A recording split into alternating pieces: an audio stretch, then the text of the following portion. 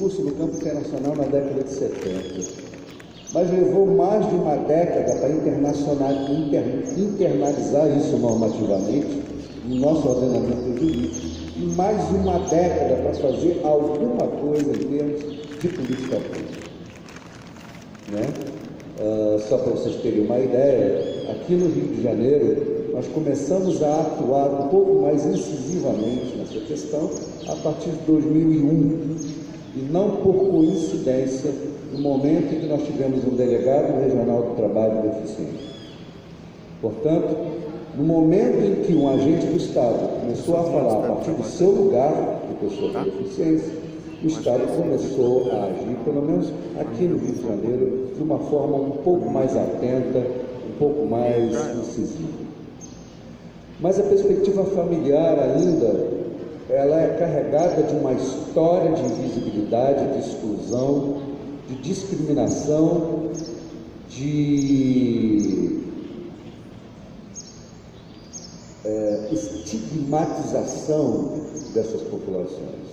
Até no campo mitológico, no campo religioso. Ah, ele nasceu assim, com certeza isso é uma praga de sei lá quem, por conta de seus pais, ou por conta dele mesmo, e por aí vai. A questão do castigo, né? A questão do castigo, do karma, do castigo, do seu ponto de vista até da filosofia, dessa perspectiva cristã, a ideia de que ele é um desvalido, um vulnerável, a pessoa ela é uma total e completa excluída de qualquer perspectiva de socialidade, e, portanto, o único tipo de amparo é o amparo das famílias e o apoio de uma ideia meio de moral transcendental que vem da filantropia.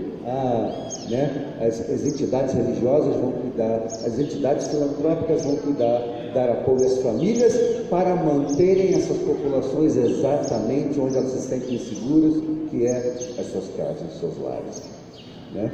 Então, é lá no lugar da pessoa com deficiente, é na sua casa onde ele está seguro, na sua casa onde ele é invisível. E a terceira perspectiva, uma perspectiva mais recente, que é a perspectiva da política pública, a perspectiva do Estado. Né? Eu digo que é uma perspectiva mais recente, porque, eu falo no Brasil especificamente, porque o campo da assistência à pessoa com deficiência ocupou durante muitas décadas no Brasil o espaço da filantropia, da piedade. Mas não chegou a alcançar o espaço da formulação e, mais importante, da implementação, estilo de implementação de política pública. A coisa começa a mudar um pouco de figura com a nossa Constituição Cidadã de 1988. É ela que traz alguns elementos de inclusão importantes. O discurso de resistência e de valorização de populações minoritárias e que poderiam ascender socialmente, poderiam sair da sua invisibilidade, sem, contudo, negar a sua condição de pessoas, no caso aqui especificamente, com deficiência. Eu não preciso deixar de ser negro para ascender na sociedade enquanto negro. Eu não preciso abandonar minha identidade de gênero para poder ascender nesse mundo, e tampouco eu não preciso me despojar da minha identidade de pessoa com deficiência para poder ascender socialmente, ter acesso à promessa de ascensão social que tanto o direito quanto a sociedade de modo geral reivindica a meu favor. Só que, isoladamente, cada um desses discursos ele tem elementos de absoluta legitimidade e correção, a meu ponto de vista, mas também ele exclui os demais discursos. No meu entendimento, cada discurso desse sozinho ele é impreciso, ele é imperfeito e ele é incompleto. Eventos como o de hoje, eventos como o do dia D, são possibilidades de, de alguma maneira, se ensaiar a união, a unificação ou a criação, pelo menos, de uma interface entre esses três discursos.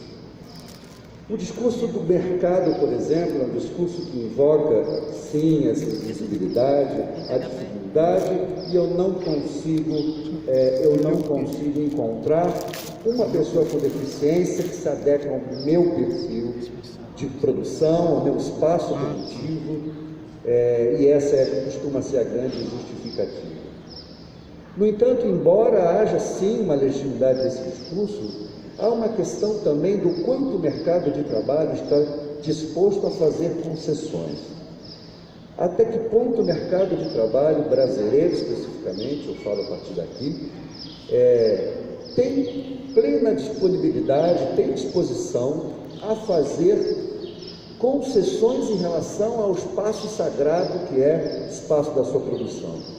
De que maneira eu estou disposto a mudar o meu processo de produção, mudar a gestão do meu tempo de trabalho, ajustar a forma que coordena essa mão de obra para acolher aqueles que são diferentes.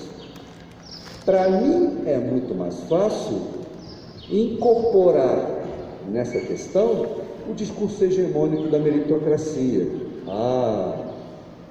Se nós temos aqui pessoas com deficiência que trabalham no meu espaço e eles são maravilhosos, nem dá para perceber que são pessoas com deficiência, produzem, se demolem mais do que as pessoas consideradas normais.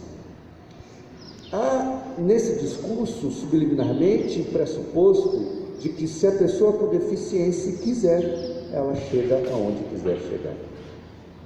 A rigor, esse é um discurso que vale para todos, o que não diferencia pessoas normais das pessoas com deficiência. E isso é perigoso, porque isso nos remete à ideia de que se o deficiente não está incluído, a culpa é rigorosamente dele. Sob a perspectiva das famílias, há uma longa história, uma longa herança de assistencialismo, e que, de certa maneira,